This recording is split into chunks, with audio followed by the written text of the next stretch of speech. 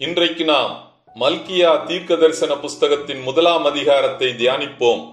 ஆண்டவருக்கே மகிமையும் கனமும் ஸ்தோத்திரமும் உண்டாவதாக. மல்கியா புஸ்தகம் பழைய ஏற்பாட்டின் கடைசி புஸ்தகமாகும். இதற்கும் புதிய ஏற்பாட்டின் துவக்கத்திற்கும் 400 ஆண்டுகள் இடைவெளி காணப்பட்டது. இதை இன்டர் டெஸ்டமெண்டல் பீரியட் என்று அழைப்பார்கள்.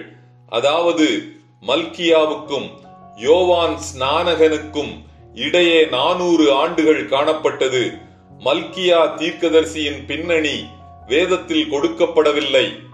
ஆகாய், சகரியா, எஸ்ரா, நெகேமியா, செருபாபேல், யோசுவா என்பவர்கள் மூலம் ஆண்டவர் பாபிலோன் சிறையிருப்பிலிருந்து திரும்பிய யூத ஜனங்களோடு இடைப்பட்டு 2வது எருசலேம் தேவாலயம் கட்டி முடிக்கப்பட்டது.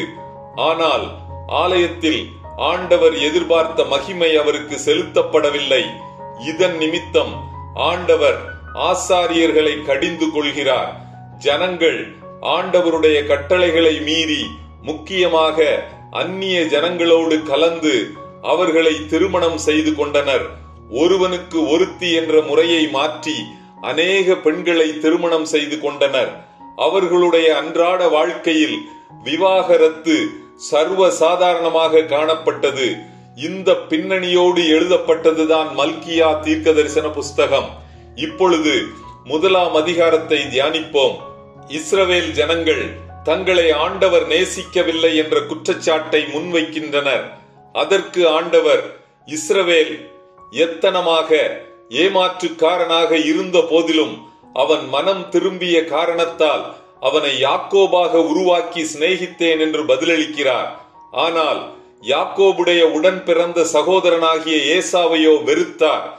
ஏன் ஏசாவை வெறுத்தார் என்பதை குறித்த கூடுதல் விவரங்களை ஒபதியா, எசேக்கியேல் 35ஆம் அதிகாரம், ஏசாயா 34ஆம் அதிகாரத்தில் காண முடியும்.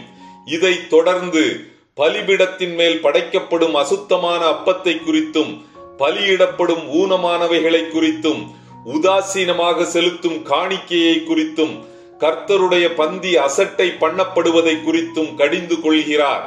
இதன் நிமித்தம் தன் நாமம் அசட்டை பண்ணப்படுவதாகவும் பரிசுத்த குலைச்சலாக்கப்படுவதாகவும் குற்றம் சாட்டுகிறார். ஆனால் இஸ்ரவேல் ஜனங்களால் அசட்டை பண்ணப்பட்ட, பரிசுத்த குலைச்சலாக்கப்பட்ட ஆண்டவருடைய நாமம் கடைசி நாட்களில் இயேசு கிறிஸ்துவின் 2ஆம் வருகையின் போது சூரியன் உதிக்கிற திசை தொடங்கி அது அஸ்தமிக்கிற திசை வரைக்கும் ஜாதிகளுக்குள்ளே மகத்துவமாயிருக்கும். எல்லா இடங்களிலும் அவர் நாமத்துக்கு தூபமும் சுத்தமான காணிக்கையும் செலுத்தப்படும். அவர் நாமம் ஜாதிகளுக்குள்ளே மகத்துவமாயிருக்கும். எனவே தேவனுடைய சமூகத்தை நோக்கி கெஞ்சுங்கள், அப்பொழுது உங்கள் மேல் இறங்குவார் என்று மல்கியா இஸ்ரவேல் ஜனங்களை உற்சாகப்படுத்துகிறார். இத்துடன் மல்கியா 1ஆம் அதிகாரம் முடிவடைகிறது. கர்த்தர் தாமே நம் எல்லோரையும் ஆசீர்வதிப்பாராக. ஆமென்.